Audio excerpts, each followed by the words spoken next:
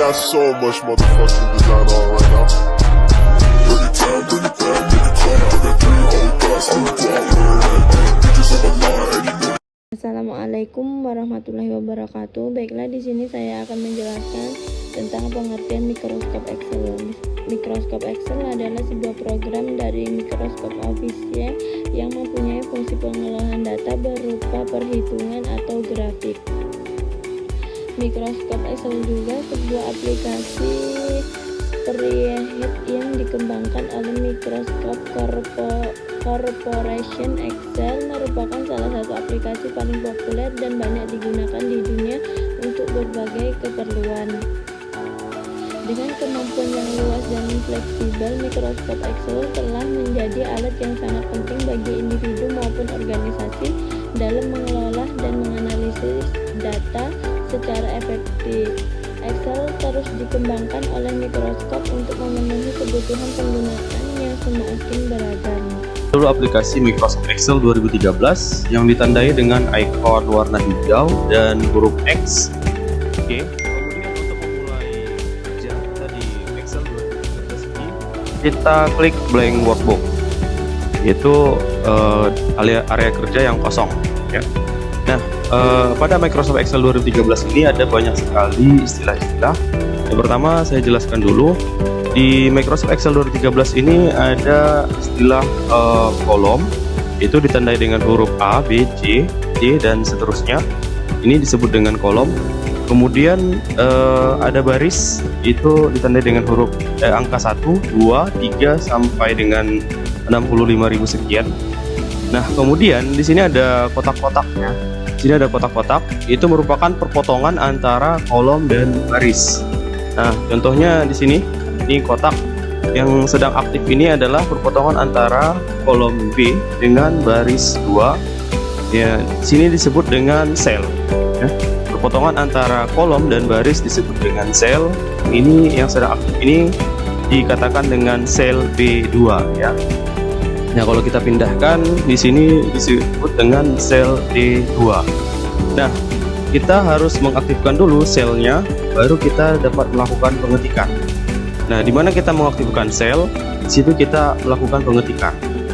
Dan apabila ketikan kita lebih panjang gitu, akan melewati beberapa sel, maka isi dari kotak kita itu atau isi dari teks kita itu berada pada sel yang aktif. Ya, isi dari teks kita itu berada pada sel yang aktif, yakni sel A1. Nah, jadi sel A2 ini kosong, walaupun dia tertimpa. Nah, kemudian kolom-kolom ini dan baris-baris ini dapat kita perlebar dengan cara kita dekatkan ini kursor kita ke batas antara kolom C dan D misalnya. Nah, ini kita mau memperlebar kolom C sama D, kita mau memperlebar kolom C, maka kita ada garis pemisah antara kolom C sama D. Kita arahkan kursor warna hitam ini, kemudian kita klik dan tahan, geser ke kanan atau ke kiri. Kalau kita geser ke kanan, maka kolomnya akan lebih lebar, dan kalau kita rapatkan ke dalam ke kiri, maka kolomnya akan lebih sempit lagi. Nah, contoh ini kita sempitkan kolom B kan, kemudian ini kita lebarkan kolom C, maka kolom A, B, C, D, dan E ini sudah nggak sama lebar kolomnya. Jadi bekerja di Microsoft Excel ini bekerja dengan kotak-kotak atau kolom-kolom ya, kolom dan baris. Kerja dengan sel, makanya disebut dengan Microsoft Excel. Nah, untuk memperlebar barisnya juga bisa kita lakukan dengan cara kursor kita ini kita dekatkan antara baris 1 dan 2, misalnya seperti ini, kita lebarkan ya. Nah, kita lebarkan, maka di sini baris 1 ini akan lebih lebar dibanding baris 2. Contohnya baris 2 ini kita lebarkan turunkan ke bawah, maka baris kedua ini jadi lebih lebar dibanding baris 3, 4, dan seterusnya.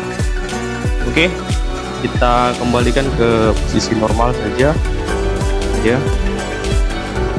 Nah, bekerja di sini harus dengan mengaktifkan beberapa sel, harus pindah-pindah ketikannya, itu dengan mengaktifkan beberapa sel. Nah, di sini menu home-nya bagian keyboard ada Start, Copy, dan Format Painter. Nah, di sini ada menu font atau submenu font untuk melakukan pengeditan terhadap beberapa font atau huruf. Ini tipe font style, kemudian ada font size, ada bold, italic, dan underline, kemudian ada border, pemberian border. Nah, di sini walaupun kita bekerja dalam pengetikan Excel, tapi kalau kita buat huruf print atau cetak itu masih kosong gitu, masih kosong, tidak ada hasilnya, tidak ada kotak-kotaknya gitu. Jadi harus kita kasih border nanti berapa. Misalnya ini kita blok dulu beberapa kolom dari 2A sampai E10, kemudian kita kasih nih border, border misalnya. Jadi seperti ini baru ada garis-garisnya nanti apabila dilakukan pencetakan. Dan untuk menghilangkannya kita blok lagi, kemudian kita pilih no border. Oke. Selanjutnya di sini ada alignment untuk mengetikan teks, ya, mengetikan teks dalam satu sel ini. Misalnya Excel, kita ketikkan Excel. Nah, di dalam keadaan normal posisinya masih ada di sebelah kiri. Nah, apabila kita mau bikin rata tengah, maka kita pilih center, dan itu centernya itu berada di satu sel itu saja. Apabila kita mau menggabungkan beberapa sel, misalnya sel A1, sel A2 dengan B2 dengan B2, jadi kita gabung jadi satu sel, maka kita blok dulu sel A2 sampai sel B2, kemudian kita klik Merge and Center. Lalu dia akan menggabungkan, ya. Nah, kelihatan di sini. Ini 1, 2, 3, dan di sini jadi satu sel. Kelihatan garis hijaunya ini menutupi satu sel, ya. Nah, untuk melepaskan kembali merge-nya atau menggabungkannya, kita klik lagi Merge and Center, dan dia akan kembali ke sel A2, B2, dan C2. Dan di sini ada alignment atas bawah, middle align, dan bottom align. Kemudian di sini ada wrap text. Wrap text ini gunanya untuk misalnya kalimatnya panjang seperti Microsoft Excel. Kita ketik Excel, kemudian kita enter. Nah, ini Microsoft Excel. Misalnya kelewatan dia sampai ke B, dari sel A2. Lalu kita klik wrap text. Wrap text ini akan membuat teksnya atas dan bawah, tapi dengan syarat barisnya harus kita lebar lagi. Nah, seperti ini kira-kira. Kemudian kita atur dengan center, maka dia akan lebih rapi. Microsoft Excel. Nah, kemudian kita buat juga middle align agar dia berada di tengah-tengah menurut secara horizontalnya. Secara horizontalnya dia juga ada di tengah-tengah. Nah, di sini juga ada menu number untuk submenu number untuk pengaturan beberapa angka-angka dan pengaturan waktu, presentasi, dan lain sebagainya untuk pemformatan setiap selnya, Kemudian di sini ada stylenya, style dari tabelnya. Kemudian di sini ada untuk melakukan insert, delete, dan format dari kolomnya, ya. Nah, untuk format ini bisa kita atur secara sama-sama. Row height-nya itu di sini bisa kita atur berapa tingginya, berapa poin tingginya. Kemudian column width-nya, berapa lebar column width-nya atau berapa lebar kolomnya. Nah, misalnya ini 2, kita atur 15.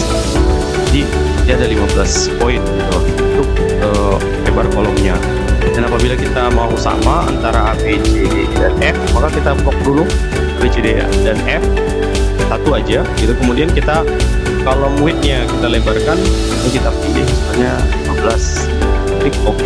Maka ukurannya antara kolom A, B, C, D, dan E sampai F itu sampai kita blok tadi akan sama lebarnya.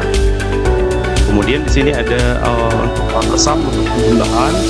Di sini juga untuk ada menu editing untuk sortir apabila datanya yang banyak. Kemudian mau lakukan rankingan misalnya dari huruf A sampai Z, atau dari yang kecil ke besar, dari Z to A, atau secara descending atau secara ascending dari yang kecil ke besar.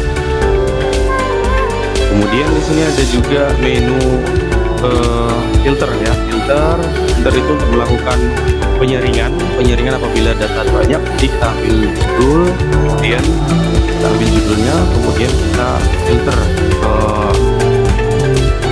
ke baris-baris yang ada di bawah dari sebuah judul tersebut. Berdasarkan apa kita lakukan penyaringan. Saya rasa itu dasar-dasar dari Microsoft Excel, terutama di menu Home Microsoft Excel 2013 ini.